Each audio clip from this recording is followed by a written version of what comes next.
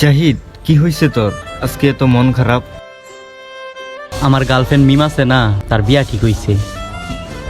কিন্তু কিন্তু পরে কি হয়েছে? কিন্তু সে একবার আমাকে জানাইলো না, একটা কলও দিল না। ও আচ্ছা, এ ব্যাপার। চিন্তা করিস না, একটু পরে মিমে তোরে কল দিব, ঠিক আছে? মিমে কল দিছে। ধর। আমার বিয়ে হয়ে গেছে, তুমি আমারে ভুলে যাও, আর কখনো যোগাযোগ করার চেষ্টা করো না। বাই, ভালো থেকো।